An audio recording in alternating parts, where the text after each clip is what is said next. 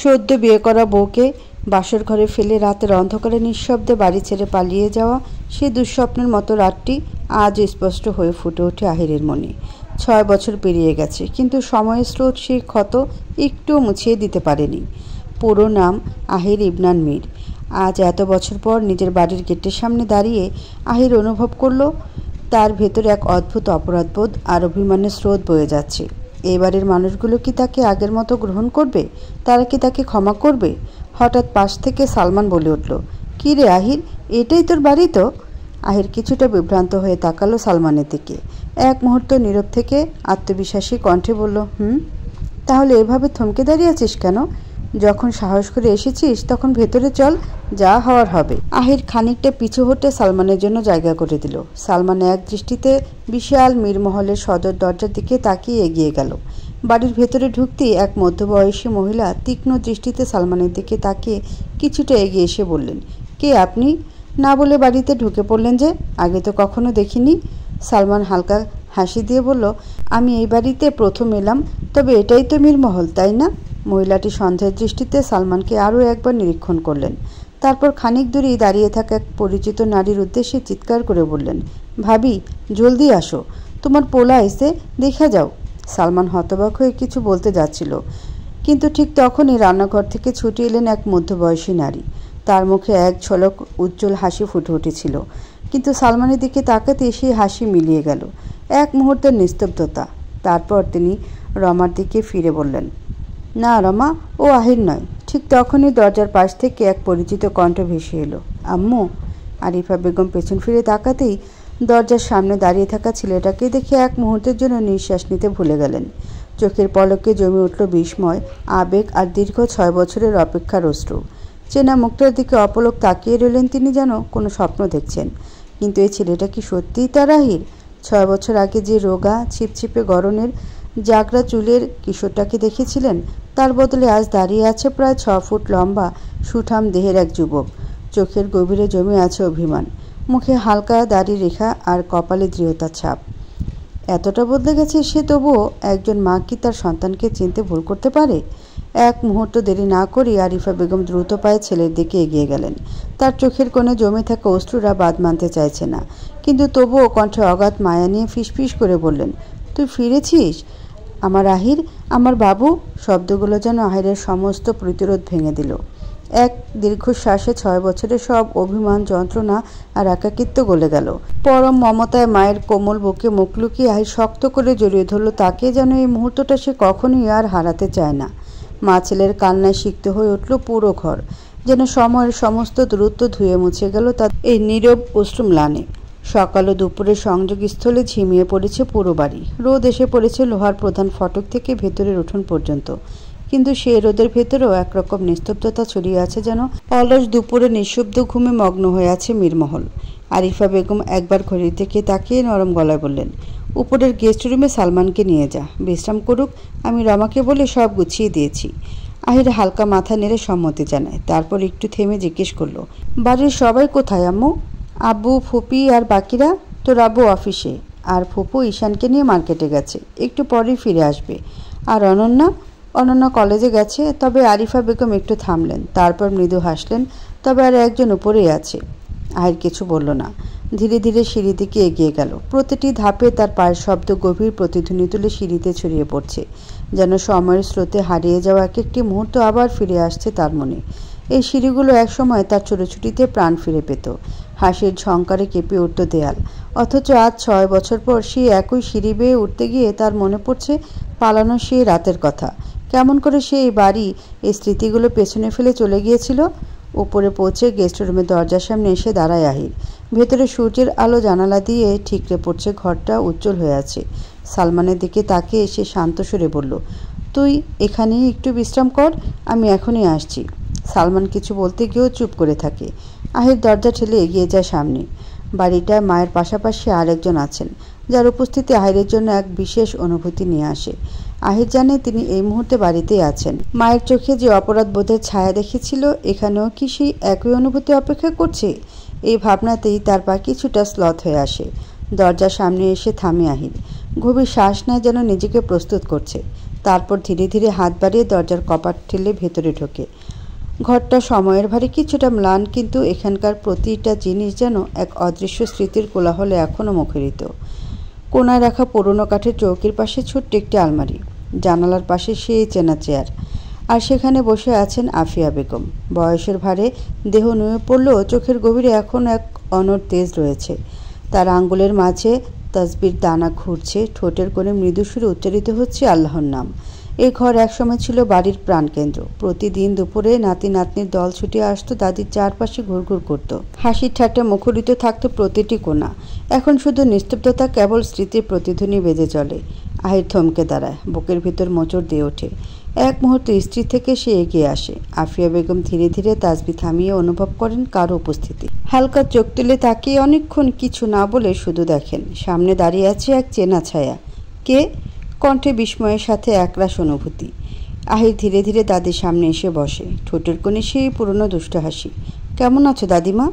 আফিয়া বেগম কিছুক্ষণ চুপচাপ তাকিয়ে থাকেন, যেন চোখের সামনে যা দেখছেন তা বিশ্বাস করতে পারছেন না। হাতের চশমাটা খুলে আবার ভালো করে পরেন, চোখ কসলান। আমি কি ঠিক দেখছি? তুই তুই কি আহির? আহির দাদির কাপা হাতে নিজের হাত রাখে, গলায় পুরনো চেনা সুর। হ্যাঁ বেবি, তুমি ঠিকই দেখছো। এতদিন পর তোমার সেকেন্ড জামাই ফিরে এসেছে। জামাইকে হাঁক করবে না, নাকি নতুন কাউকে খুঁজে নিয়েছো? আফিয়া বেগমের ঠোঁট কেঁপে ওঠে। কোনো কথা বলতে পারেন না তিনি, শুধু কাপা হাতে আহিরকে কাছে টেনে নেন, শক্ত করে জড়িয়ে ধরেন বুকের মাঝে। তার চোখের কোণা ভিজে যায়, গাল বেয়ে অশ্রু নেমে আসে। আমার সোনা, আমার দাদু ভাই, তুই সত্যি ফিরে এসেছিস? এটা কি স্বপ্ন দেখছি নাকি? আহির নরম হেসে দাদির হাত দুটো শক্ত করে ধরে। হ্যাঁ, এটা আমি, তোমার দাদু ভাই। আমাকে চিনতে পারছো না? তুমি কিন্তু অনেক বদলে গেছো বেবি। আফিয়া বেগম হাসতে হাসতে চোখের পানি মুছে বলেন। আরে হ্যাঁ, তুই তো আমার একমাত্র দাদু ভাই, কতদিন পর দেখছি তোকে। আহির মৃদু হাসে। দাদির হাতের উষ্ণতা যেন সব অভিমান ধুয়ে যায়। বাড়িটা, এই ঘর, এই মানুষটা, সব কিছু আগের মতোই আছে, শুধু সময়ের ব্যবধানটাই ছিল দীর্ঘ। দাদির ঘর থেকে বেরিয়ে করিডোরে পা রাখতেই আহিরের মনের ভিতর এক অদ্ভুত শূন্যতা নেমে এলো, এক ধরনের অস্বস্তি, যেন কিছু একটা ঠিক নেই। গেস্ট রুমে সালমানকে পাঠানো হয়েছে, সেটা তো স্বাভাবিক, কিন্তু আম্মু কেন তাকেও গেস্ট রুমে যেতে বললেন? তার মনে ভেসে উঠল আম্মুর কিছুক্ষণ আগের বলা কথা। তুই যাওয়ার পর তোর বাবা এত রেগে গিয়েছিল যে তোর সমস্ত ছবি, তোর ছোঁয়া লেগে থাকা জিনিসপত্র সব পুড়িয়ে ফেলেছে। তিনি বলেছিলেন তুই তার রক্তের সম্পর্কের বিশ্বাস ভেঙেছিস। এই বাড়িতে তোর কোনো জায়গা নেই। আহিরের বুকের ভিতর কেমন যেন মোচড় দিয়ে উঠল। তার ঠোঁটের কোণে এক তিক্ত হাসি ফুটে উঠল। রউফ মির কি আমার ঘরটা এই বাড়ি থেকে আলাদা করে দিয়েছে নাকি? ধীরে ধীরে পায়ের ভার বাড়িয়ে এগিয়ে গেল নিজের ঘরের দিকে। দরজার সামনে এসে কিছুক্ষণ থমকে দাঁড়ালো। হাতটা ধীরে ধীরে দরজার দিকে বাড়ালো, যেন তার ভেতরে এক অজানা শঙ্কা কাজ করছে। গভীর নিঃশ্বাস নিয়ে দরজা ঠেলে সে ভেতরে ঢুকলো, আর ঢুকতেই এক অদ্ভুত অনুভূতির ঢেউ এসে তার হৃদয়ে ছুঁয়ে গেল। এটাই তো তার ঘর, তার শৈশব আর কৈশোরের সমস্ত স্মৃতির সঙ্গে জড়িয়ে থাকা ছোট্ট এই দুনিয়া। এখানেই কেটেছে তার কত রাত, যেখানে একসময় ছিল তার অস্তিত্বের ছাপ, তার শৈশবের উচ্ছ্বাস, তার একাকিত্বের সাক্ষী থাকা সেই পরিচিত দেয়াল। কিন্তু আজ এখানে দাঁড়িয়ে মনে হলো এই ঘরটা আগের মতো নেই। ঘরটা আগের চেয়েও বেশি গোছানো। প্রতিটি কোণে এমন এক যত্নের স্পর্শ লেগে আছে, যেন এখানে নিয়মিত কেউ থাকে। পরিপাটি বিছানা, দেয়ালে ঝুলে থাকা কয়েকটি আর্টিফিশিয়াল ফুল, সূক্ষ্ম হাতে আঁকা পেন্টিং, বিশাল বুকশেলফে সাজানো বই আর ছোট ছোট শোপিস, সব মিলিয়ে ঘরটা যেন নতুন করে সাজানো হয়েছে নতুনকার উপস্থিতির জন্য। আহির কিছুক্ষণ স্থির দাঁড়িয়ে চারপাশে তাকালো। তার মনে প্রশ্ন জাগলো, কে থাকে এই ঘরে? তবে কি এই ঘর এখন অনন্যার? আহির নিজের ভাবনার গোলকধাঁধায় ডুবে গিয়েছিল, কিন্তু হঠাৎ করে এক মিষ্টি হাসির শব্দ যেন চারপাশে নীরবতা ভেঙে দিল। সেই হাসি অজান্তেই আহিরের মনকে ছুঁয়ে গেল, আর সে অনুভব করলো পায়ের বাঁধন যেন তাকে জানালার দিকে টেনে নিয়ে যাচ্ছে। আহির ধীরে ধীরে এগিয়ে এসে পর্দা সরিয়ে জানালার দিকে তাকালো, আর তখনই দৃষ্টি আটকে গেল এক অসম্ভব মোহনীয় দৃশ্যে। বাড়ির বাগানে বসে আছে একটা মেয়ে। তার পরনে সাদা রঙের কুর্তি, গায়ে আলতো করে জড়ানো লাল রঙের ওড়না, যার এক প্রান্ত মাটির ঘাস ছুঁয়ে আছে। মাথার খোলা চুল বাতাসে নরম পরশে দুলছে। সূর্যের সোনালি আভায় সেই চুলের প্রতিটি ঢেউ যেন এক অদ্ভুত মায়ায় জড়িয়ে যাচ্ছে। চারপাশে সবুজ ঘাস, আকাশের ছায়া আর হালকা রোদের কোমল আলোর মাঝে মেয়েটিকে মনে হচ্ছিল যেন কোনো স্বপ্ন থেকে উঠে আসা এক অপার্থিব প্রতিমা। আহির এক দৃষ্টিতে তাকিয়ে রইল। এই মেয়েটিকে। মেয়েটির চারপাশে ছড়িয়ে আছে এক নীরব মায়া। তার পাশে মাটিতে দৌড়ে বেড়াচ্ছে কয়েকটা খরগোশ। নরম তুলোর মতো সাদা ছোট্ট প্রাণীগুলো কখনো তার কোলের কাছে এসে লাফিয়ে উঠছে, কখনো দূরে গিয়ে খেলা করছে। মেয়েটি তাদের দিকে মুগ্ধ চোখে তাকিয়ে কখনো হাসছে, কখনো মৃদু সুরে কিছু বলছে, যেন তারা তার বহুদিনের সঙ্গী। খরগোশদের নিয়ে তার খুনসুটি, স্নেহ মাখা কথাগুলো আর হাসির শব্দে বাগানের বাতাসও যেন সুরেলা হয়ে উঠেছে। তার পাশে নিশ্চিন্তে শুয়ে আছে একটা সাদা বিড়াল, গায়ে লেয়ে দিয়ে সে চোখ বুজে আছে। মাঝে মাঝে খরগোশদের দিকে এক ঝলক তাকিয়ে আবার আলসে ভঙ্গিতে চোখ বন্ধ করছে। তার চোখে কোনো উদ্বেগ নেই, যেন এই ছোট্ট দলের নির্ভরযোগ্য পাহারাদার সে। আহির জানালার আড়াল থেকে তাকিয়ে থাকে। তার চারপাশে সমস্ত শব্দ যেন হারিয়ে গিয়েছে। বাতাসে মৃদু দোলায় মেয়েটির উঠতে থাকা চুল আর হাসির ছন্দ, খরগোশের প্রতি তার বন্ধুত্বপূর্ণ আচরণ, সব কিছু এক অদ্ভুত সম্মোহনে তাকে আবদ্ধ করে ফেলছে। আহিরের চোখ ধীরে ধীরে মেয়েটির দিকে স্থির হয়ে যায়। অনন্যা স্কুল থেকে ফিরে এসেছে বেশ ক্লান্ত। পায়ের জুতো খুলে ব্যাগটা সোফার উপর রেখে সে পানি খেতে গেল, কিন্তু গ্লাস হাতে নেওয়ার আগে পেছন থেকে এক উচ্ছ্বসিত কণ্ঠস্বর ভেসে এলো, অনন্যা, তোর ভাইয়া ফিরে এসেছে। অনন্যার শরীরটা মুহূর্তে সজাগ হয়ে উঠল। অবিশ্বাসের সুরে সে ফিরে তাকালো, চোখে একরাশ বিস্ময়। ভাইয়া এসেছে? সত্যি? আরিফা মুচকি হেসে বলল, হ্যাঁ রে, ওপরে গেস্ট রুমে আছে, যা দেখা করে আয়। আর ডেকে নিয়ে আয়, বলবি আম্মু খাবারের জন্য অপেক্ষা করছে। কথাটা শুনি আর এক মুহূর্ত দেরি না করে সিঁড়ি বেয়ে দ্রুত উপরে উঠে গেল অনন্যা। তার হৃদয় যখন উত্তেজনা ধুকপুক করছে, এতদিন পর ভাইয়াকে দেখবে বিশ্বাসই হচ্ছে না। গেস্ট রুমের দরজাটা সামান্য খোলা ছিল। অনন্যা এক পা ভেতরে রেখে আচমকা থমকে দাঁড়ালো। সামনে দাঁড়িয়ে থাকা ছেলেটাকে সে চেনে না। উঁচু লম্বা, মুখের গড়ন ফর্সা, হালকা লালচে রং করা চুল, চোখে মুখে বিদেশিদের মতো শার্প এক আকর্ষণ। এই জন্য একদম অচেনা কেউ। অনন্যা কিছুক্ষণ হতবাক হয়ে তাকিয়ে থেকে অবিশ্বাসের সুরে ফিসফিস করে বলল, ভাইয়া, কিন্তু তুমি কি আহির ভাইয়া? অনন্যার কথা সালমান একটু অবাক হলো। চোখের কোণে হাসি রেখা দেখা দিল। ঠিক তখনই পেছন থেকে এক পরিচিত কণ্ঠস্বর ভেসে এলো, অনন্যা। অনন্যা মুহূর্তের জন্য নিঃশ্বাস নিতে ভুলে গেল। দ্রুত পেছন ফিরে তাকাইতেই চোখ বিস্ময়ে জ্বলে উঠল। আহির ভাইয়া? অনন্যা হাসি মুখে আহিরকে জড়িয়ে ধরল। এতদিন পর তার ভাইয়া ফিরে এসেছে, যেন হারিয়ে যাওয়া কিছু আবার ফিরে পেয়েছে সে। তুমি কেমন আছো ভাইয়া? জানো, তোমাকে কত মিস করেছি। আহির মৃদু সুরে বলল, আমি ভালো আছি, তবে তুই সত্যি অনেক বড় হয়ে গেছিস। সালমান মুচকি এসে বলল, আহির, এটা তোর বোন? কেন, তোর কি মনে হচ্ছে আমার মেয়ে? অনন্যা আহিরের হাত ধরে টানলো, ভাইয়া নিচে চলো, আম্মু তোমাকে খেতে ডাকছে। আহির স্নেহ ভরে ছোট বোনের মাথায় হাত রাখলো। গভীর ভালোবাসায় তার চোখ চিকচিক করলো। চল যাই। সালমান আর আহির সিঁড়ি বেয়ে নামতে নামতে হঠাৎ সালমান প্রশ্ন করলো, আহির, তাকে তো দেখলাম না। আহির একটু বিরক্ত হয়ে ভ্রুকুচকে বলল, কাকে? সালমান মুচকি এসে বলল, তোর বউ, মানে আমার ভাবি। আমার চিন্তা হচ্ছে তার আবার বিয়ে হয়ে যায়নি তো? তাহলে তোর কি হবে? থাম, কি সব ফালতু কথা বলছিস? বিয়ে হয়ে বাচ্চা হয়ে গেল আমার কিছু যায় আসে না। তুই নিচের দিকে তাকিয়ে হাঁট, নয়তো সোজা ওপর থেকে নিচে চলে যাবি। আহিরের কথা সালমান এক সেকেন্ডের জন্য চুপ করে গেল, তারপর আবার হাসলো। অনন্যার রাগ গাঢ় হয়ে উঠল। সে ইচ্ছে করে পেছন থেকে সালমানকে একটু ধাক্কা দিয়ে দিল। সালমান ভারসাম্য হারিয়ে আহিরকে ধরে রাখার চেষ্টা করলো, তবে এতে বিপত্তি আরও বাড়ল। আহির নিজেকে সামলাতে গিয়ে ভারসাম্য হারালো। ঠিক তখনই সিঁড়ি দিয়ে নুহা উপরে উঠছিল। পরিস্থিতি এমনভাবে তৈরি হলো যে আহির এক প্রকার নুহাকে নিয়ে মেঝেতে পড়ে গেল। মাটিতে পড়ার মুহূর্তে আহির তার ডান হাত দিয়ে নুহার মাথাকে আঘাত থেকে বাঁচানোর চেষ্টা করলো। ফলে নুহার মাথা আহিরের হাতের উপর এসে ঠেকল, আর আহির নিজেই পড়ে গেল নুহার উপর।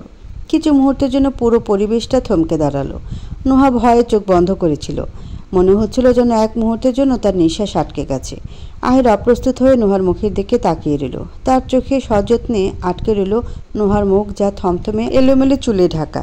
ঠিক তখনই সালমান দ্রুত এসে বলল, আমার ভাই, তুই ঠিক আছিস তো? আহির যেন হঠাৎ বাস্তবে ফিরে এলো। দ্রুত নিজের ভারসাম্য ঠিক করে উঠে দাঁড়ালো। তারপর নুহার দিকে হাত বাড়িয়ে বলল, আই এম সরি, আপনার লাগেনি তো? নুহা এক মুহূর্ত থমকে দাঁড়ালো। আহিরের হাতের দিকে তাকিয়ে কিন্তু ধরল না, নিজে ধীরে ধীরে উঠে দাঁড়ালো। অনন্যা ছুটে এসে উদ্বিগ্ন কণ্ঠে বলল, আপু, তুমি ঠিক আছো তো? আর এটা তোমার কি অবস্থা হয়েছে? আহির নুহার দিকে তাকিয়ে দেখলো তার মুখ এবং হাতে কিছুটা মাটি লেগে আছে। নুহা চুলগুলো ঠিক করতে করতে বলল, ওই বাগানে ছিলাম তাই। তারপর আর কিছু না, আর কোনো কথা না বলে দ্রুত সিঁড়ি দিয়ে উপরে চলে গেল। আহির এক মুহূর্ত নীরবে দাঁড়িয়ে রইল। তার চোখে কিছু অজানা প্রশ্নের ঝলক দিল। তারপর ধীরে ধীরে অনন্যার দিকে তাকিয়ে জিজ্ঞেস করলো, অনন্যা, এটা কে? অনন্যা রান্নাঘরের দিকে যেতে যেতে বলল, এটা তো নোহা আপু। নোহা নামটা শুনতেই আহির থমকে গেল, যেন নামটা তার মনে কোথাও গভীর দাগ কেটে গেল। কিছুক্ষণ চুপ থেকে নিজের মনে বলে উঠল, নোহা। সালমান পাশে থেকে ফিসফিস করে বলল, আহির এমন করে কি দেখছিস? তোর কিন্তু বউ আছে, বাই দ্য ওয়ে। মেয়ে তো নয়, পরি। আমার সাথে মানাবে বল? এটা তোর কোন বোন? আহির কিছুক্ষণ ভেবে নিজের হাতে তাকালো, যেখানে নোহার হাত থেকে কিছুটা মাটি লেগে আছে। তারপর হালকা মুচকে এসে বলল, আমার বউ। সালমান অবাক, এক প্রকার চমকে উঠল, তোর বউ? আহির কোনো উত্তর না দিয়ে সিঁড়ির দিকে তাকিয়ে রইল, যেখানে নোহা কিছুক্ষণ আগে উঠে গিয়েছিল। আহিরের চোখে ছিল এক অদ্ভুত ভাব, যেন কিছু অপ্রকাশিত অনুভূতির গভীরে হারিয়ে গেছে। সালমান তাকে মৃদু ধাক্কা দিয়ে বলল, তুই ঠিক আছিস তো? সন্ধ্যা নেমে এসেছে, জানালার বাইরে সূর্যের শেষ রশ্মিগুলো ধীরে ধীরে লুকিয়ে যাচ্ছে। অন্ধকার চারপাশে পা রেখে রুমের ভেতর গুমোট এক পরিবেশ সৃষ্টি করছে। ড্রয়িং রুমে সবাই বসে আছে, একমাত্র আহিরকে ঘিরে। আহির চুপচাপ নিস্তব্ধ হয়ে বসে, তার চোখ বরাবর নিচের দিকে নামছে, যেন কোনো উত্তর দিতে তার আর ইচ্ছা নেই। প্রশ্নগুলো যেন দেয়াল ভেদ করে তার দিকে ছুটে আসছে, চাপ হয়ে বুকের ভিতর জমে উঠেছে। তুমি এতদিন কোথায় ছিলে? কোনো খবর দিলে না কেন? এখন হঠাৎ ফিরে এলে কোথা থেকে? আহির মুখ তুলে বলল, আমি ইতালিতে ছিলাম, ওখানে পড়াশোনা শেষ করেছি। তবে কিভাবে গেলাম, কার সাহায্যে পৌঁছালাম, আর এতদিন কিভাবে কাটালাম, এসব আমি বলতে পারবো না। ঠিক তখনই দরজার পাশে একটু আওয়াজ হলো। সবাই একে একে তাকালো। আফিয়া বেগম আসলেন, তার পাশে দাঁড়িয়ে নোহা। ঘরের পরিবেশে হঠাৎ যেন নতুন কোনো নাটকের দৃশ্যের সূচনা হলো। সবাই চুপ হয়ে গেল, শ্বাসরুদ্ধ পরিবেশে অজানা অপেক্ষা। আফিয়া বেগম মিষ্টি হাসি দিয়ে বললেন, নোহা, এ যে আমার দাদুভাই আহির। দাদুভাই? নোহা। আহির যেন এক অদ্ভুত কৌতূহলে ডুবেছে, নীরবে বসে আছে। দৃষ্টি আটকে ছিল নোহার মুখে, যেন সেখানে এক অপরিচিত আকর্ষণ। নোহা অপ্রস্তুত হয়ে কিছুটা দ্বিধায় মুখ তুলে তাকালো। দুজনের চোখাচোখি হলে মুহূর্তে নোহা তার চোখ সরিয়ে নিল, যেন কিছু বোঝার চেষ্টা করছে। নোহা বলল, দাদুমণি, এবার আমি আসি?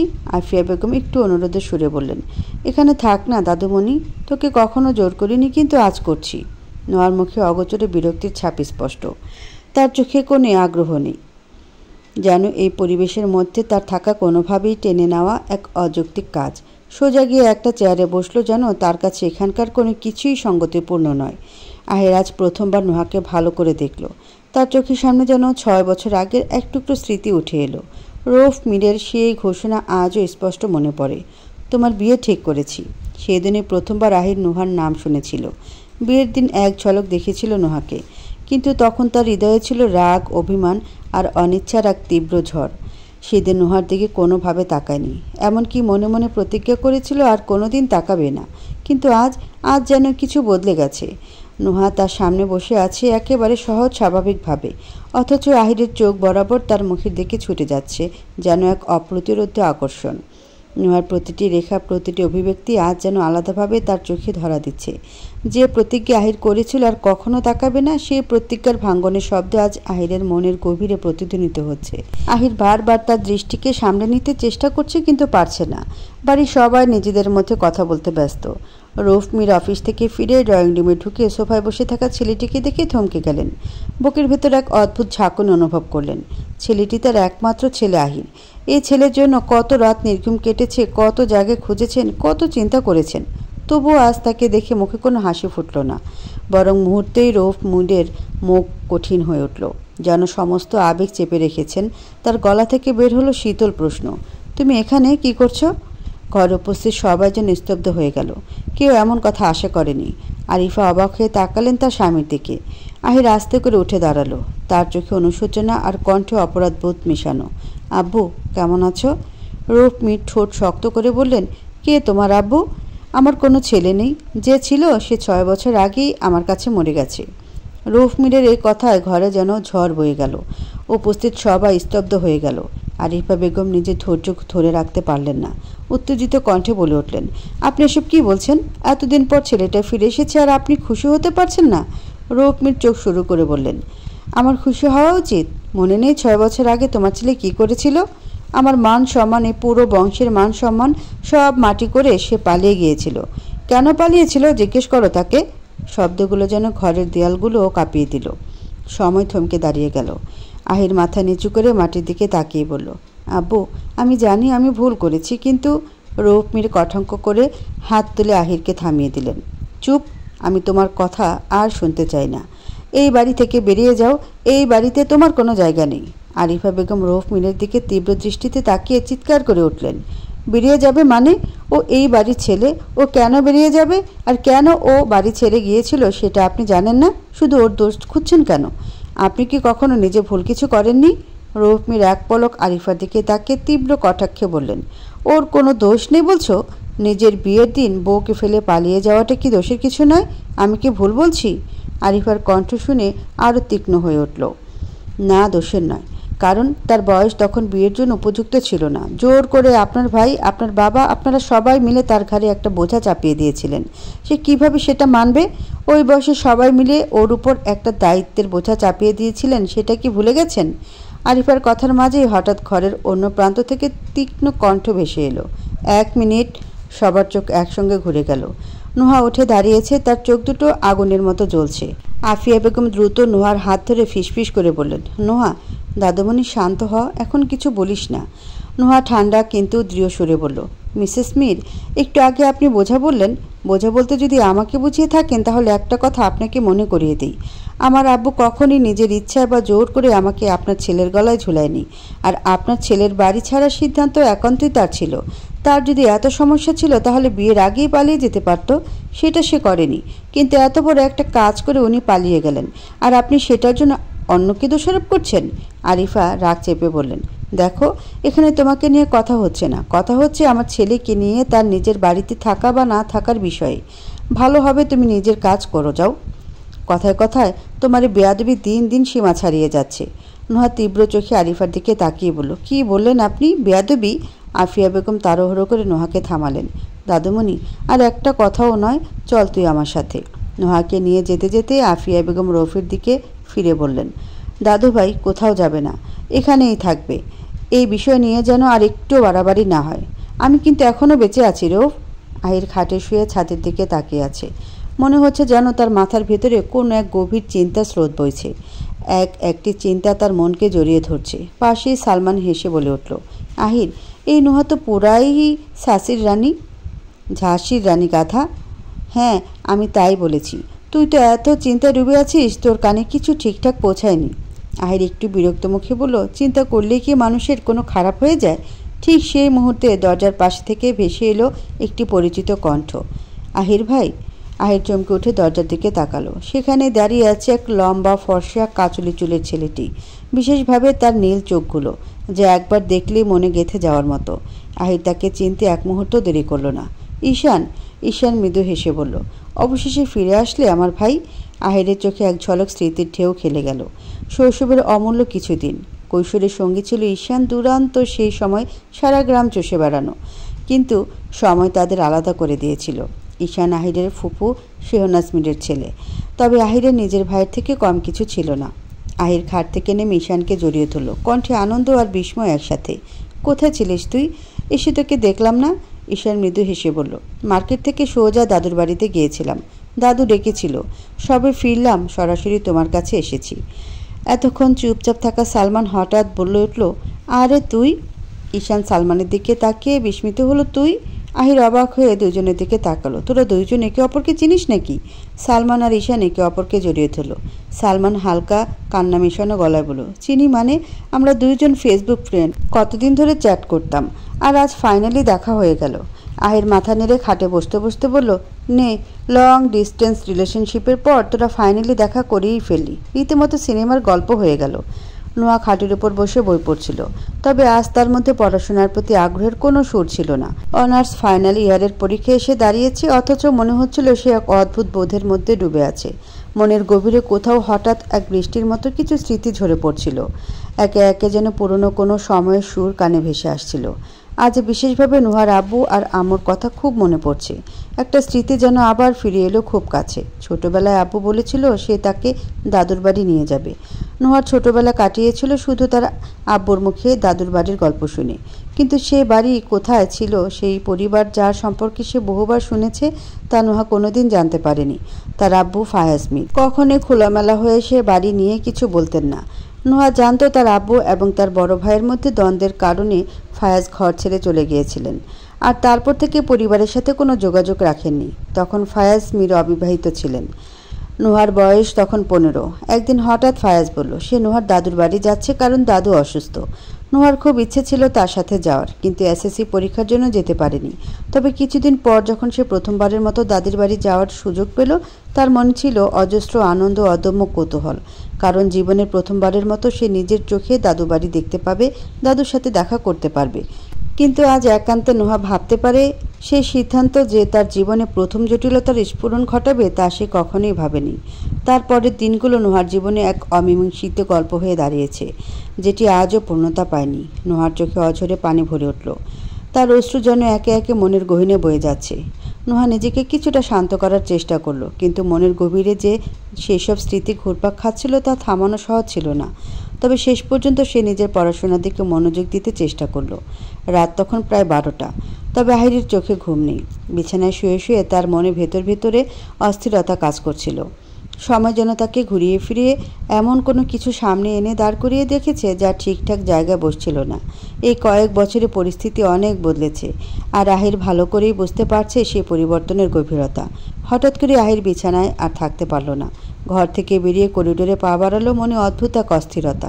চোখের সামনে সব কিছু যেন ঝাপসা হয়ে যাচ্ছে, সব কিছু অজানা, অদেখা কিছু একটা তাকে তাড়া করছে। হাঁটতে হাঁটতে একসময় একটি ঘরের সামনে এসে থেমে গেল। দরজা খোলা, অল্প আলো ছড়িয়ে পড়েছে ভেতরে, তবে ভেতর থেকে কোনো শব্দ আসছিল না। অল্প সময় আহিরের বুঝতে দেরি হলো এটা তার ঘর, কিন্তু কে থাকে এখানে? এই প্রশ্নের উত্তর তার মনের মধ্যে ঘুরছিল। কৌতূহল তাকে তাড়িত করছিল, যেন অজানা কিছু তাকে ডাকছে, যেন একটি অব্যক্ত গল্প তাকে অনুসরণ করছে। এক মুহূর্তে সে সিদ্ধান্ত নিল ভেতরে যাবে। ধীরে ধীরে সে পা বাড়ালো। ঘরের দরজার কাছে পৌঁছাতে তার কিছুটা সংকোচ অনুভূত হলো। তারপর অনেক ভাবনা চিন্তা শেষে সে পা বাড়িয়ে ঘরের ভেতরে প্রবেশ করলো। ঘরের মধ্যে একটা নিস্তব্ধতা। চোখ পড়ে ঘরের মাঝখানে থাকা নুহার দিকে। বিছানা এলোমেলোভাবে শুয়ে আছে, তার পাশে বইগুলো ছড়িয়ে ছিটিয়ে, আর হাতে একটি ফ্রেম আঁকড়ে ধরে শুয়ে রয়েছে। আহির আস্তে করে ফ্রেমটা হাতে তুলে নিল। তার চোখে ভেসে উঠল এটা নুহার আব্বু আম্মুর ছবি। হঠাৎ এক আশ্চর্য চিন্তা তার মনের মধ্যে আসলো। কেন নুহা ছবি নিয়ে শুয়ে আছে? তার আব্বু আম্মু কোথায়? তারা কি এই বাড়িতে থাকেন না? আহির তো আসার পর তাদের দেখেনি। যদি তারা এখানে না থাকেন তবে নুহাকে কেন রেখে গেছে? এর পেছনে নিশ্চয়ই কোনো বিশেষ কারণ আছে। তবে তার ভাবনায় কিছুটা চিড়ে পড়ল। নুহা একটু নড়ে চড়ে ওঠে এবং তাতে আহির দ্রুত পায়ে ঘর থেকে বেরিয়ে গেল। বাইরে সূর্য তখন উঠে পড়েছে। আকাশে সোনালি রঙের আলো ছড়িয়ে পড়েছে, যেন পৃথিবীর স্নিগ্ধতার মিষ্টি পরশ পাচ্ছে। নতুন দিনের শুরু, আর সেই সূর্যের আলোতে সব কিছু যেন এক ভিন্ন রূপে উদ্ভাসিত হচ্ছে। নুহা রেডি হয়ে নিচে নামলো। আজ তার ভার্সিটি যাওয়ার দিন। ব্যাগটা ঠিকঠাক করতে করতে দরজার দিকে এগিয়ে গেল। হঠাৎ গেটের সামনে দাঁড়িয়ে থাকতে দেখলো আহির আর সালমানকে। দুজনেই একরকম রেডি, হয়তো কোথাও বের হবে। নুহাকে দেখিয়ে সালমান খুশি হয়ে বলল, আরে আপনি? আপনার সাথে তো পরিচিতই হয়নি। তারপর হাত বাড়িয়ে দিয়ে বলল, হ্যালো, আমি সালমান। নুহা শান্তভাবে উত্তর দিল, নুহা, তবে হাত মিলালো না।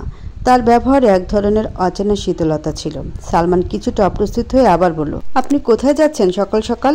তখনই পেছন থেকে ঈশান এগিয়ে এসে বলল, নুহা চলো। ঈশান এক ঝলক আহিরের দিকে তাকিয়ে বলল, তোমরা এখানে কোথাও যাচ্ছ? আহির হালকা হাসি দিয়ে বলল, আমরা একটু আশেপাশে ঘুরতে যাব। নুহা ততক্ষণে গাড়িতে উঠে ড্রাইভিং সিটে বসে পড়েছে। ঈশান পাশের সিটে বসে। মুহূর্তের মধ্যে গাড়ি স্টার্ট দিয়ে তারা সেখান থেকে চলে গেল। আহির কিছুটা অবাক হয়ে তাদের চলে যাওয়া দেখল। এক মুহূর্তের জন্য কি যেন ভাবলো, তবে মুখে কিছু বলল না। সালমান পাশে দাঁড়িয়ে বলল, ভাবি সত্যি অন্যরকম, তবে জোস। আহির হঠাৎ সালমানের পায়ে হালকা লাথি দিয়ে বলল, চল। সালমান আহ বলে একটু কাতর গলায় বলল, কই যাব? আহির হাঁটতে হাঁটতে শান্তভাবে বলল, আমার এক্সের সাথে দেখা করতে যাব। বউ যখন বিয়ে করিনি তখন এক্সও সিঙ্গেল থাকতে পারে। সালমান থতমত খেয়ে তার পেছন পেছন হাঁটতে লাগলো। আহির আর নোহার ব্যাপারে কি ভেবেছিস রৌফ? আফিয়া বেগমের প্রশ্নে রৌফ মীর কিছুক্ষণ চুপ রইলেন। চোখের পাতার নিচে যেন চাপা কোনো অনুভূতি লুকানোর ব্যর্থ চেষ্টা। এক দীর্ঘ নিঃশ্বাস ফেলে তিনি মুখ খুললেন, দেখুন আম্মা, আমি উপরে যতই কঠোর হওয়ার ভান করি, আহিরের ফিরে আসায় আমি যে কতটা খুশি তা আমিই জানি। ও আমার একমাত্র ছেলে। আমি চাই আপাতত এসব নিয়ে বেশি কথা না বলি, বরং পুরো বিষয়টাকে একটু সময় দেওয়াই ভালো। আহির নোহা দুজনেই এখন প্রাপ্তবয়স্ক, বুঝদার। আশা করি ওরা খুব দ্রুত নিজেদের সম্পর্কটা ঠিক করে নেবে। আফিয়া বেগম যেন কথাগুলো ঠিক বিশ্বাস করতে পারলেন না। তার কণ্ঠে জমে থাকা তিক্ততা চুয়ে পড়ল। কিন্তু নোহা আর আহির, তারা কি এই সম্পর্ক নিয়ে আর এগোতে চাইবে? নোহাকে তো জানিস, মনে হয় আমার মৃত্যুর অপেক্ষায় আছে। কখন আমি মরবো আর কখন এই বাড়ি ছেড়ে চলে যাবে সেদিন গুনছে যেন। ও বাড়ির সবাইকে ঘৃণা করে, এটা তো সবাই জানিস। নোহা এসব মানবে না। রৌফের মুখে কিছুটা বিরক্তি ভর করলো, তবে সেটি সামলে তিনি শান্ত গলায় বললেন, আম্মা এভাবে বললে তো হবে না। বিয়ে যখন হয়ে গেছে মেনে না নেওয়া কতটা যুক্তিসম্মত? তাছাড়া আপনি ভালো করেই জানেন আব্বার ইচ্ছেও তো এটাই ছিল। আর আমাদের বংশে এসব ছাড়াছাড়ি হয় না, সেটা কি আপনি ভুলে গেছেন আম্মা? এখন আপাতত কয়েকদিন কাটতে দিন, তারপর এসব নিয়ে ভাবো। তারপর হাতের ঘড়ির দিকে একবার তাকিয়ে রৌফ দাঁড়ালেন। আম্মা আমি এখন আসলাম, অফিসে দেরি হয়ে যাচ্ছে। এরপর তিনি দ্রুত ঘর থেকে বেরিয়ে গেল। আহির আর সালমান একটি পুরনো দোতলা বাড়ির সামনে এসে দাঁড়ালো। বাড়ির দরজার দিকে তাকিয়ে আহির সালমানকে বলল, ভেতরে চল। কথাটি বলে দ্রুত পায়ে বাড়ির ভেতরে ঢুকে গেল। ভেতরে ঢুকে কাঙ্ক্ষিত মুখটি দেখতে পেয়ে আহিরের মুখে স্বাভাবিকভাবেই হাসি ফুটে উঠল। বারান্দায় বসে থাকা ইমরান তাকে দেখতে পেয়ে চমকে উঠল। আহির, তুই তুই কবে এলি? বলে ইমরান দ্রুত এগিয়ে আসলো। আহির ইমরানকে জড়িয়ে ধরে বলল, কাল এসেছি, তুই কেমন আছিস? সালমান হাসি মুখে বলল, এই তোর সেই ছোটবেলার বন্ধু, তোর বেস্ট ফ্রেন্ড ইমরান। এই কথার রেশ কাটতে না কাটতেই বাড়ির ভেতর থেকে এক নারী কণ্ঠ শোনা গেল। কারা এসেছে? আহির আর সালমান দুজনেই ঘুরে তাকিয়ে দেখলো এক মেয়ে কোলে একটি বাচ্চা নিয়ে বাইরে এসে দাঁড়িয়েছে। মেয়েটিকে দেখে আহির এক মুহূর্তে স্তম্ভিত হয়ে গেল। শিফা? সালমান হতবাক হয়ে চোখ বড় বড় করে বলল, শিফা? আহির, এবার তুই আবার বলিস না এটা তোর এক্স গার্লফ্রেন্ড। আহির একটু মুচকে এসে বলল, তুই ঠিক ধরেছিস। ইমরান কিছুক্ষণ চুপচাপ থাকলো, যেন মনোযোগী হয়ে কোথাও হারিয়ে গেছে। তারপর ধীরে ধীরে মুখ খুলে বলল, আসলে তোর হঠাৎ বিয়ের খবর, তারপর তোর বাড়ি থেকে পালানোর কথা, এসব শুনে শিফা খুব ভেঙে পড়েছিল। কয়েকদিন তো একটানা অনেক কেঁদেছে। তখন আমাদের মধ্যে তোকে নিয়ে অনেক কথা হতো। ধীরে ধীরে আমাদের মধ্যে একটা বন্ধুত্ব গড়ে উঠল। তারপর ইমরানের কণ্ঠে মৃদু একটা হাসি ফুটে উঠল। বন্ধুত্বটা কখন যে ভালোবাসার রূপ নিল বুঝতেই পারিনি। 2 বছর আমরা সম্পর্কটা ধরে রাখলাম। এক সময় মনে হলো আর অপেক্ষা কেন, আমরা বিয়ে করে ফেললাম। আর দেখ এখন আমাদের মেয়েটা 6 মাসের, নাম রেখেছি মায়া। আমি ভালো করেই জানি তুই শিফাকে নিয়ে তেমন সিরিয়াস কখনোই ছিলিস না, তবে তাও তুই কি আমার উপর রাগ করলি? আহির হালকা মুচকে এসে বলল, পাগল, তুই ভালো করেই জানিস শিফা আমার কাছে শুধুই ভালো বন্ধু ছাড়া আর কিছু ছিল না। সে তো আমাকে প্রপোজ করার পর ওর মন রাখতে হ্যাঁ বলেছিলাম। আর এসব তোর থেকে ভালো কে জানে। আমি অনেক খুশি হয়েছি যে শিফা তোর সাথে আছে আর ভালো আছে। আহির মায়াকে কোলে নিয়ে বলল, মায়া কিন্তু খুব কিউট, বড় হয়ে মায়ের মতোই সুন্দরী হবে। বাইরে এসে গাড়িতে উঠতেই আচমকে সালমান ঠোঁটে কৌতুক মাখা হাসি নিয়ে বলল, দেখ আহির, তোর এক্স গার্লফ্রেন্ড এখন মা হয়ে গেছে। ভাবতে পারছিস তোকে এমন একটা বিশাল সারপ্রাইজ দিল, আর তুই কি না বউ ছেড়ে পালিয়ে বেড়াচ্ছিলি? সালমান অট্ট হাসিতে ফেটে পড়ল, তাও আবার নুহার মতো একটা বিউটিকে ছেড়ে। তোর জায়গায় আমি হলে এমন একটা বউ ছেড়ে কখনোই পালাতাম না, বলে আবার হাসতে লাগলো। আহির চুপচাপ গাড়ির দরজাটা খুলে সালমানের দিকে তাকিয়ে গম্ভীর কণ্ঠে বলল, নিচে নাম। সালমান একটু অবাক খেয়ে গাড়ি থেকে নামলো। নামতেই আহির দরজা বন্ধ করে গাড়ি স্টার্ট দিল। তার চোখে এক ধরনের ঠান্ডা দৃঢ়তা খেলে গেল। তারপর নিচু গলায় বলল, তুই এবার বাকি রাস্তা নাচতে নাচতে, হাঁটতে হাঁটতে, হাসতে হাসতে যেভাবে ইচ্ছা চলে আয়। বলে গাড়ি নিয়ে বেরিয়ে গেল। রাস্তার ধারে একা দাঁড়িয়ে সালমান ত্রস্ত ভঙ্গিতে এদিক ওদিক তাকাতে লাগলো। মাথার মধ্যে একটি চিন্তা, কিভাবে এখান থেকে বেরোবে। হাঁটতে হাঁটতে সে নিজে একটানা বিড়বিড় করে বলল, আহিরের বাচ্চা, আমাকে এই ঝামেলায় ফেলে কোথায় গেলি তুই? ফোনে ক্যাব বুক করতে পারছি না, রাস্তায় একটা গাড়িও নেই, এখন আমি করবোটা কি? ঠিক সেই মুহূর্তে দূর থেকে একটা গাড়ি আসতে দেখলো সালমান। গাড়িটি কাছে আসতে সে দ্রুত হাত নেড়ে থামার ইশারা করলো। গাড়িটা থামতেই সালমান জানালার দিকে ঝুঁকে বলল, ভাই একটু লিফট দেবেন? আমি ভীষণ বিপদে পড়েছি। এখানে একটা গাড়ি তো দূরের কথা, সাইকেলও পাচ্ছি না। গাড়ির চালক একটু চিন্তা ভাবনার পরে মাথা নেড়ে বলল, ঠিক আছে আসুন। সালমান সিটে বসে স্বস্তির নিঃশ্বাস ফেলল। কিছুক্ষণ পর হঠাৎ করে তীব্র একটি ব্রেকের শব্দ কানে এলো। সামনে তাকিয়ে দেখলো রাস্তার মাঝখানে এক মেয়েটি পড়ে গেছে। অবাক হয়ে তাড়াতাড়ি দরজা খুলে নামতে নামতে চিৎকার করে বলল, আরে ভাই সাবধানে, কি করলেন আপনি? ম্যাডামকে ফেলে দিলেন? ততক্ষণে মেয়েটি উঠে দাঁড়িয়েছে। গায়ের ধুলো ঝেড়ে চুল ঠিক করতে করতে কড়া চোখে তাকিয়ে বলল, ননসেন্স, গাড়ি চালাতে জানেন না নাকি দিনের বেলা মানুষ মারার পরিকল্পনা করছেন? সালমান বিরক্ত মুখে গাড়ির দরজার পাশে দাঁড়িয়ে বলল, এই যে ম্যাডাম, আপনি কোথাকার মহামারী যে রাস্তার মাঝখানে দিয়ে হাঁটছেন? মেয়েটি চোখ বড় বড় করে তাকিয়ে বলল, মহামারী? গাড়ি চালক হাসতে হাসতে বলল, ভাই বোধহয় মহারানী হবে। সালমান ভ্রুকুচকে বলল, হ্যাঁ হ্যাঁ মহারানী। রাস্তার মাঝখান দিয়ে হাঁটছেন কেন? এটা কি আপনার বাবার রাস্তা নাকি? মেয়েটির সঙ্গে সঙ্গে পাল্টা জবাব দিল, এটা আমার বাবার রাস্তা তো নয়, তবে আপনি কোথাকার মহারাজা যে একটা জ্যান্ত মানুষ আপনার চোখেই পড়ে না? ভুল করে সরিও বললেন না, উল্টো বেয়াদবি করছেন। সালমান একটু মুচকে এসে বলল, আমি বেয়াদব? আর আপনি তখন থেকে কত আদবের সাথে কথা বলছেন। বাহ, মুখ দিয়ে তো কথার বদলে কাঁটা বের হচ্ছে। কাঁটা? ক্যাকটাস কোথাকার। মেয়েটি এক মুহূর্ত চুপ থেকে ব্যাগ তুলে নিতেই বলল, হ্যাঁ আমি না হয় ক্যাকটাস, আর আপনি কোথাকার গোলাপ। জানতো আপনার সঙ্গে কথা বাড়ানোর কোনো ইচ্ছে নেই, অসভ্য লোক। সালমান বিরক্ত হয়ে গাড়ির দিকে হাঁটতে হাঁটতে বলল, হ্যাঁ আমিও কোথায় পাগল হয়ে যাচ্ছি আপনার সঙ্গে কথা বলতে, তার কাটা পাবলিক। এই বলে সালমান দ্রুত গাড়িতে উঠে চালককে সংকেত দিল। গাড়ি চলতে শুরু করলো। নিশি তখনও গাড়িটিকে ঘাড় উঁচু করে তীক্ষ্ণ দৃষ্টিতে দেখছিল। নিশি তার হাতের কনুইয়ের দিকে তাকালো। জায়গাটা বেশ ঝুলে গেছে, ব্যথা একটু জ্বালা পোড়া করছে, রক্ত আসছে মনে হয়। তবে তার রাগ ব্যথার চেয়ে অনেক বেশি। দাঁতে দাঁত চেপে সে বলল, অসভ্য, অশালীন, বিশৃঙ্খল, অভদ্র লোকটা। আর যদি সামনে পাই সেদিন তোকে বোঝাবো, এমন করে বোঝাবো যে জীবনে ভুলতে পারবি না। আহির গেস্ট রুমের বেলকনিতে দাঁড়িয়ে নিচে রাস্তার দিকে তাকিয়েছিল।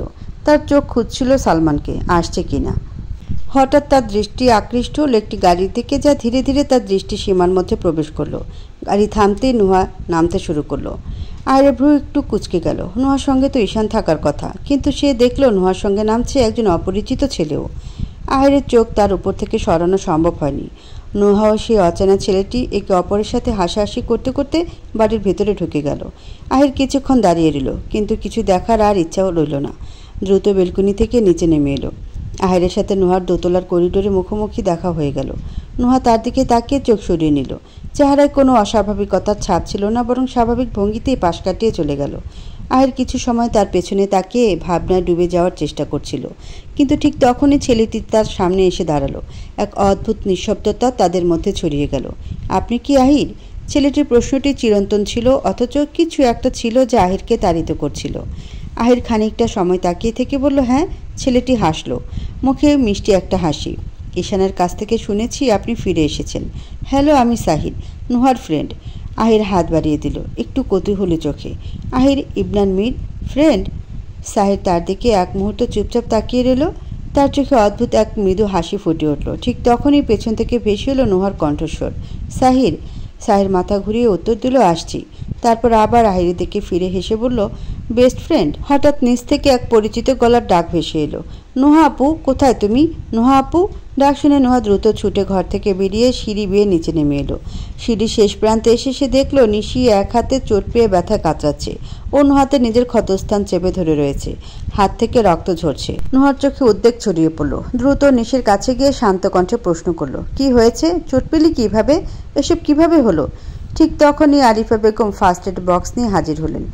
নুহা দ্রুত বক্সটা তার হাত থেকে নিয়ে নিশিকে কোমল হাতে সোফায় বসিয়ে ব্যান্ডেজ আর ওষুধ দিয়ে তার ক্ষত স্থানটাকে যত্ন সহকারে চিকিৎসা করতে শুরু করলো। আহিরও নিচে নেমে এলো। নিশি হতাশ গলায় বলল, আপু, আমি রাস্তা দিয়ে আসছিলাম, হঠাৎ করে একটা গাড়ি এসে একদম কাছে ব্রেক করলো, আর একটু হলেই মেরে ফেলতো। আর ভাবো তো, ওই গাড়িতে থাকা লোকটা অসভ্য, ননসেন্স, ভুল করেও সরি বলল না। এমন সময় দরজার শব্দ করে সালমান ভেতরে ঢুকলো। চোখে পড়তে ড্রয়িং রুমে নিশিকে দেখে সে এক মুহূর্ত থমকে দাঁড়ালো। নিশিও একইভাবে বিস্মিত হয়ে সালমানের দিকে তাকালো। সালমান অবাক হয়ে বলল, আপনি? নিশি একইভাবে শকড হয়ে উত্তর দিল, তুই? নিশির আগে গজগজ করতে করতে বলল, আপনি আমার বাড়িতে কি করছেন? আমার পিছু পিছু এসেছেন? সালমান কটাক্ষপূর্ণ হাসি দিয়ে উত্তর দিল, আমাকে কি আপনার রণবীর খান মনে হয়? আর আপনি কি নিজেকে দীপিকা ভাবছেন যে আমি আপনার আঁচল ধরে পিছু পিছু ঘুরে বেড়াবো? নিশি ভ্রুকুচকে অবাক হয়ে বলল, রণবীর খান? আহির কথাটি তুলে বলল, শাহরুখ খান। আর যাই হোক, তুই এত দেরি করলি কেন? সালমান তার মনোভাবটা যেন আরও অবলীলায় প্রকাশ করে বলল, আরে ওই রাস্তা ভুলে অন্য রাস্তায় চলে গিয়েছিলাম। তুই বন্ধু হয়ে এমন একটা নিষ্ঠুরতম কাজ কিভাবে করতে পারলি আহির? আমাকে ফাঁকা রাস্তায় একা ছেড়ে দিলি। যদি আমার কিছু হয়ে যেত তার দায় কে নিত? তারপর নিশির দিকে ফিরে ও নম্র গলায় বলল, আপনি আমাদের জন্য চোট পেয়েছেন, তার জন্য দুঃখিত। তবে একটা কথা বলি, গাড়ি কিন্তু আমি চালাচ্ছিলাম না। নিশি ঠোঁট উল্টে বলল, কিন্তু মুখ? সেটা তো আপনি চালাচ্ছিলেন। আহির পরিস্থিতি একটু শান্ত করতে চাইল, ঠান্ডা গলায় বলল, আচ্ছা, ওর হয়ে আমি ক্ষমা চাচ্ছি। নাম কি তোমার? নিশি এক পলক চোখ মেলে বলল, নওরিন রাফা নিশি। ঠিক তখনই সিঁড়ি বেয়ে নিচে নেমে এলো সাহির। নিশিকে দেখে সে উদ্বিগ্ন হয়ে বলল, আরে নিশি, কেমন আছো? এটা কি হলো? চোট পেলে কিভাবে? নিশি যেন আরও উত্তেজিত হয়ে বলতে শুরু করলো, আর বলো না ভাইয়া, হঠাৎ করে একটা বাদরের সামনে পড়ে গিয়েছিলাম। তারপর তখনই নুহা হঠাৎ করে নিশির কথা থামিয়ে দিয়ে মৃদু কণ্ঠে বলল, বাদ দে সেসব। সাহির, তোর কাজ হয়ে গেছে তো? সাহির হালকা হাসি দিয়ে বলল, হ্যাঁ, এখন আসি। নিশি এক প্রকার ক্ষুদ্র সুরে বলল, আপু, তুমি আমাকে বলনি কেন এই লোকটা ফিরে এসেছে? তুমি কোনো ঝামেলা করনি তো? কেউ কিছু বলেনি তো তোমাকে? আর আহির ভাই, উনি কিছু বলেনি তো? আমাকে অনন্যা বলল, আর শুনেই আমি ওখান থেকে চলে এসেছি। নুহা শান্ত গলায় বলল, শান্ত হ নিশি, আমি কেন ঝামেলা করব? আমাকে কে কি বলবে? কেউ কিছু বলেনি। আর তোকে পাকনামি করতে কে বলেছে? নিশি এক লাফে নুহাকে জড়িয়ে ধরে বলল, আপু, এখন কি করবে? যদি সবাই সম্পর্কটা নিয়ে কথা বলে, তোমাকে যদি মেনে নিতে বলে, তোমার কি কষ্ট হচ্ছে আপু? আমি ভালো করেই জানি তোমার ভেতরে ভেতরে কি চলছে। তুমি স্বীকার না করলেও আমি জানি।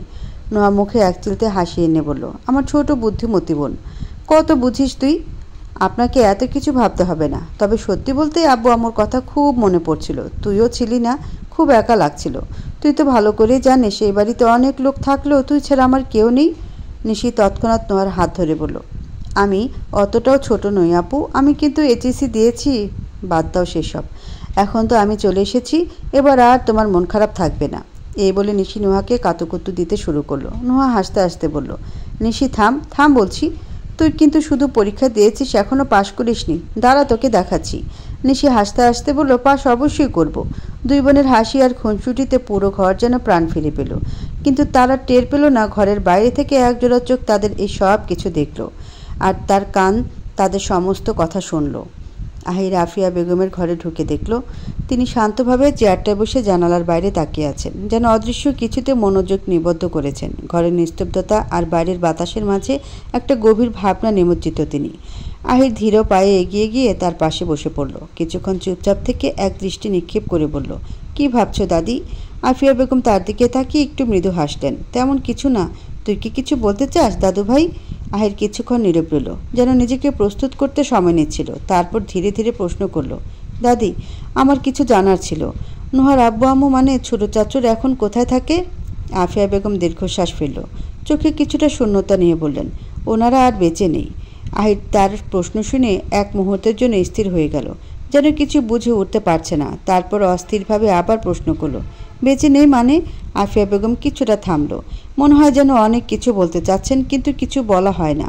তারপর এক দীর্ঘ দৃষ্টি দিয়ে বললেন, সে লম্বা কাহিনী, ছাড়ো সেই সব।